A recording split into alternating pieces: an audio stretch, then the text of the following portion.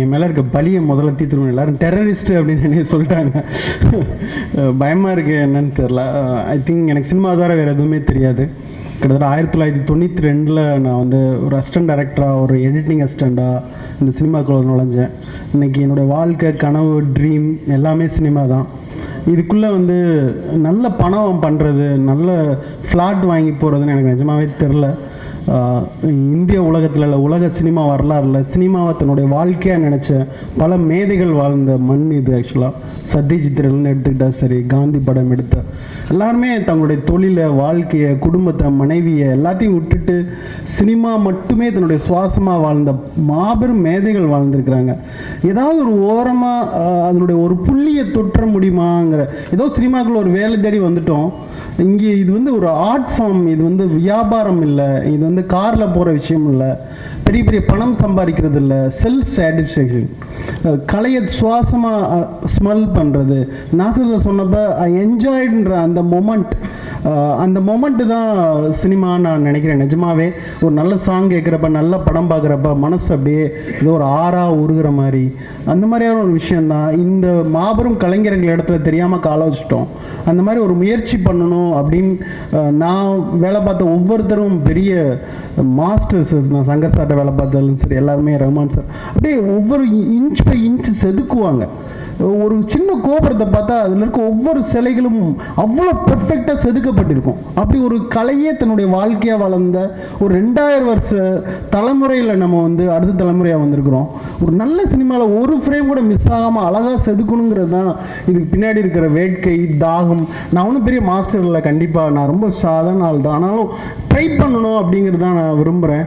என்னுடைய வெயில் வந்து கரெக்டான ஷூட்டிங் டேஸில் முடித்தேன். ஆனால் அங்காடித்துறை உங்களுக்கு தெரியும், ரங்கநாதன் ஸ்ட்ரீட்டில் நான் உள்ளே பூந்து ஷூட் பண்ணுறதுங்கிறது அவ்வளோ பெரிய வலியும் வேதனையுமான விஷயம். புது கேமராமேன், புது டெக்னீஷியன்ஸ், புது ஆர்டிஸ்ட் அப்படின்னு பெரும் வழியை நாங்கள் கடந்த படம். அரவான் உங்களுக்கு தெரியும், ஒவ்வொருத்தருக்கும் பச்சை குத்தி விக்கு வச்சு ஹார்ட் சன்னில் காலில் செருப்பு இல்லாமல் கொண்டு போய் அவங்கள ஸ்பாட்டில் நிப்பாட்டுறதுக்கு 11 மணி ஆயிரும். இப்படி ஒரு பெரிய கேன்வாஸில் நல்ல சினிமாவை எடுக்கணுங்கிற வேட்கையில் தான் வந்து இந்த டெரரிஸ்ட்ங்கிற பட்டம் எனக்கு தெரியாமல் வந்துருச்சு. ஆனால் இந்த படத்தில் எனக்கு கிடைச்ச எக்ஸ்பீரியன்ஸுங்கிறது டோட்டலி நியூ. நான் இது வரைக்கும் ஃபேஸ் பண்ணாதது. என்னுடைய கணிப்பு வந்து சினிமா சம்மந்தமாக, நடிகர்கள் சம்மந்தமாக, ஒவ்வொரு சம்மந்தமாகவும் வேறு வேறு இருந்துக்கிட்டே இருக்குது. ஆனால் இந்த மொத்த கணிப்பையும் இந்த சினிமா மொத்தமாக மாற்றி விட்டுருச்சு. ஒவ்வொரு டெக்னீஷியனும் அதுக்கு பின்னாடி இருக்கிறாங்க. இந்த சினிமா ஏதோ ஒரு நுனியில் தான் இந்த சினிமா ஆரம்பிச்சிச்சு. நான் அங்காடி தெருவினுடைய க்ரௌட் டப்பிங்காக திருநெல்வேலி போயிருந்தேன். அப்போ ஒரு நாள் ராத்திரி நானும் ஜெயமோகன் அவர்களும் நீண்ட நேரம் பேசிக்கிட்டே இருந்தோம். ரொம்ப நேரம் பேசிகிட்டு இருந்தப்போ வழக்கம் போல் லிட்ரேச்சர் சம்மந்தமாக நிறைய நேரம் பேசுவோம். லிட்ரேச்சரமாக பேசிட்டே இருக்கப்போ அவர் சொன்னார், அவ்வை சண்முகம் எழுதிய எனது நாடக வாழ்க்கைன்னு ஒரு பயோகிராஃபிக்கல் புஸ்தகம் சம்மந்தமாக பேசிக்கிட்டு இருந்தார். நிறைய நாடக கலைஞர்களுடைய வாழ்க்கை சம்பந்தமான சுவாரஸ்யமான தகவல்களை சொல்லிட்டு இருந்தார். எம்.ஆர். ராதா அவர்கள், சிவாஜி கணேசன் அவர்கள், கிட்டப்பா அவர்கள், கே.பி. சுந்தரம்மா அவர்கள், ஒரு நாடகத்திற்கு கே.பி. சுந்தரம்மாள் அவர்களுடைய நாடகத்திற்கு வந்து ஒரு ட்ரெயினே விட்டுருக்காங்க அப்படின்னு சொன்னார். தவிர சங்கரதாஸ் சுவாமிகள் வந்து திருவள்ளுவர் அளவுக்கு புகழப்பட வேண்டிய ஒரு மாபெரும் மேதை அப்படின்னு சொன்னார். அது ஒரு கோல்டன் பீரியட் பாலன் மதுரையில் இருந்தது அப்படின்னு அந்த உலகம் சம்மந்தமாக அப்படியே கனவுகளை விரிச்சார். அன்றைக்கி ராத்திரி வந்து வேறு வேறு பேச்சாக கடந்து போயிடுச்சு. எனக்கு வந்து அது அப்படியே ஸ்டிக் ஆயிடுச்சு. ஏன்னா மேற்கத்திய நாடுகளில் வந்து இன்றைக்கும் நாடகங்கிறது ஒரு கோல்டன் பீரியட். ரஹ்மான் சாரே வந்து ஒரு நாடகத்துக்கு மியூசிக் பண்ணியிருக்காங்க. ஸோ இன்றைக்கும் வந்து மேற்கத்திய நாடுகள் வந்து ஸ்டேஜ் ஷோ கண்டினியூஸாக ஹவுஸ்ஃபுல்லாக போயிட்டுருக்க ஒரு மொமெண்ட் இருக்குது. ஏன் தமிழ்நாட்டில் அந்த மொமெண்ட்டே இல்லை, இந்தியாவில் கூட அந்த மொமெண்ட் இல்லை. ஸோ ஒரு கோல்டன் பீரியடை நம்ம சந்திச்சிருக்கிறோமா அப்படின்னு நான் கேட்டேன். நிஜமாக ஒரு பெரிய கோல்டன் பீரியடை சந்திச்சிருக்கிறோம். மதுரை மையமாக வச்சு நிறைய நாடக குழுக்களில் எங்குச்சு அப்படின்னு அந்த புஸ்தகத்தை வாங்கி வாசித்தேன். அது 1972 வந்த கடைசி பிரதி. அதை படிக்கிறப்ப எனக்கு கனவுகளாக விரிஞ்சிச்சு. ராஜபாட்டாகவும், கள்ளப்பாட்டாகவும், ஸ்திரீப்பாட்டாகவும், சைடு பாட்டாகவும் தன் மொத்த வாழ்க்கையும் அடமான வச்சு ஒரு குருகுலமாக வாழ்ந்த ஒரு மனிதர்கள். நடிப்பு பாட்டை தவிர அவங்களுக்கு கண்ணே தெரியாது, இருண்ட வாழ்க்கை வாழ்ந்தவங்க, உலகத்தில் என்ன நடக்குது எதுவுமே தெரியாமல் தினம் தினம் பாட்டு தான். டெய்லி காலைல 6 மணி வரைக்கும் நாடகத்தில் நடிச்சுட்டு போய் தொம்முன்னு ஒரு மனுஷன் அப்படி நடித்து முடிச்சு கத்தி கூப்பாடு போட்டு விழுந்தான்னா யோசிச்சு பாருங்க. இன்னைக்கு ஒரு மைக் இருக்குது, எது இருக்குது, அவன் சத்தமாக கிட்டப்பா பாடுகிற அந்த பாட்டும் சரி, அப்படியே 8 கட்டையில் அப்படி பாடினார்னா அந்த ஊர் மொத்தமும் அந்த நாடகம் கேட்குமா. இந்த ஊரில் நாடகம் போடுறதுன்னா வெடி போடுவாங்களாம், வெடி போட்டால் ஓகே அந்த ஊரில் நாடகம் போடுறதுன்னு தெரியுமா. அந்த மாதிரி ஒரு பெரிய நாடகம் சம்மந்தமான வாழ்க்கை இருக்குது. எனக்கு அதை நான் படிக்க அவ்வளோ இன்ட்ரெஸ்டிங்காக இருந்துச்சு. இங்கிலீஷில் வந்து ஷேக்ஸ்பியர் அண்ட் லவ், ஷேக்ஸ்பியருடைய ட்ராமாக்கள் நிறைய வந்து சினிமாக்களாக இருக்குது. தமிழில் அப்படி ஒரு பெரிய நாடகம் சம்பந்தமான படங்கள் வரல. ராஜபாட் ரங்கத்துறை மட்டும் வந்திருக்கிறது. அது 1970 அண்ணன் தம்பி வாழ்க்கையை பற்றி தான். நடிகர்கள் பற்றி ஒரு படம், ஆக்டர்ஸ் பற்றி ஒரு படம் பண்ணுறதுங்கிறது ஒரு பெரிய கனவு.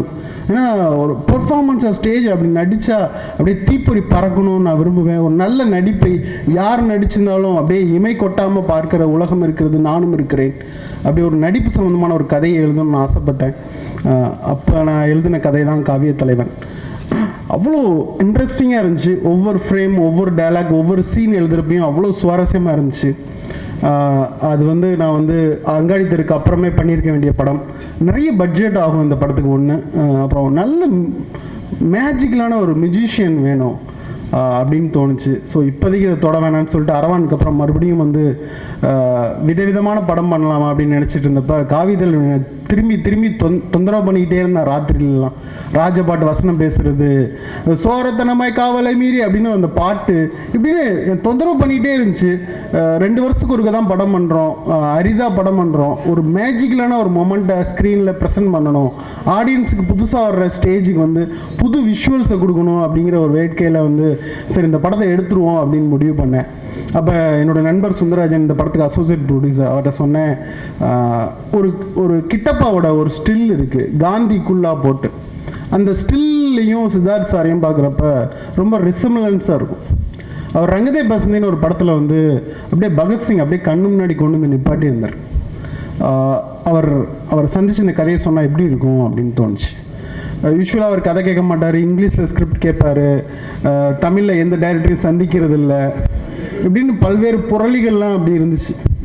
சரி சந்திச்சு தான் பார்ப்போமே அப்படின்னு எனக்கு தோணுச்சு. சரின்னு சொல்லிட்டு அவரை சந்திக்கிறதுன்னு கேட்டேன். அடுத்த நாளே வர சொல்லுங்கள் பாலன் ஆஃபீஸ்க்கு நான் வந்துடுவா அப்படின்னு கேட்டார். என்னடா இவ்வளோ எளிமையாக இருக்காரு அப்படின்னு. இல்லை நான் அவர் வீட்டுக்கு போகிறேன் அப்படின்னு. இல்லை பலமுறை வந்து என்னோடய ஆஃபீஸ்க்கு வரதுக்கு முயற்சி பண்ணார். இல்லை நான் உங்கள் வீட்டுக்கே வந்துடுறேங்க அப்படின்னு சொல்லிட்டு அவர் வீட்டுக்கு போய் வந்து கேஷுவலாக கதை சொன்னேன், நடந்தால் நடக்கணும், நடக்காட்டி போட்டோம் அப்படின்ட்டு. கதை கேட்டார். பியூட்டிஃபுல் பால், பிரில்லியன்ட் அப்படின்னு அவரோட முகத்தில் அவ்வளோ சந்தோஷம் இருந்துச்சு. 2 பேரும் தொடர்ந்து இது சம்மந்தமாக இந்த படம் நடக்கணும்னு பேசிகிட்டு இருந்தோம். கிட்டத்தட்ட இந்த படம் நடக்கணுங்கிறதுக்காக தன்னுடைய ரெகுலராக வாங்குகிற சம்பளத்துலேருந்து ஒரு பாதி சம்பளம் வாங்கிட்டு கூட நான் இந்த படத்தில் நடிக்கிறேன் பாலன், அவ்வளோ எனர்ஜெட்டிக்காக இருக்குது, இன்ட்ரெஸ்டிங்காக இருக்குது அப்படின்னு சொன்னார். அப்போ நான் சொன்னேன், சார் ரஹ்மான் சார் ஒரு வேளை இந்த படத்தில் இருந்தால் எப்படி இருக்கும்னு நான் நினைக்கிறேன், முடியுமா அப்படின்னு கேட்டேன். நான் ட்ரை பண்ணி பார்க்குறேன் பாலன், ரஹ்மான் சார் இருந்தால் நல்லாயிருக்கும், ட்ரை பண்ணுறேன்னாரு. ஐ திங்க் சித்தார்த் சாருக்கு ரொம்ப நன்றி. நான் நேசித்த மாபெரும் கலைஞன், இந்தியாவுடைய ப்ரைடு அப்படின்னு சொல்லலாம் ரஹ்மான் சார். கண்டிப்பாக ஏன்னா ரஹ்மான் சாருக்கும் எனக்கும் பெரிய ஒரு லைஃப் இருக்குது. 1992 நான் சங்கர் சார்ட்ட அசிஸ்டண்டாக இருக்கிறப்ப சங்கர் சார் வந்து ரஹ்மான் சாரை மீட் பண்ணுறதுக்காக உள்ளே போனார். வெளியே அம்பாஸ்டர் காரில் நான் காத்துக்கிட்டு இருந்தேன். அந்த பஞ்சதன் ஸ்டுடியோ எனக்கு அப்போ இருந்து தெரியும். கிட்டத்தட்ட 1998 வரைக்கும் ஒரு 7 வருஷம் வந்து ராத்திரி பெரிய மேதைகள்லாம் அங்கே வெயிட் பண்ணுவாங்க. பாலச்சந்திரன் சார், பாரதிராஜா சார், ஏகப்பட்டவர், ராம்கோர்மா இப்படி வெயிட் பண்ணுவாங்க. நான் அப்படியே ஓரமாக உட்காந்துக்கிட்டு இருப்பேன். வெளியே ஒரு 2 மணி 3 மணிக்கு ஒரு விஷ் பண்ணுவேன். சின்னதாக ஒரு ஸ்மைல் பண்ணிட்டு போயிடுவார்.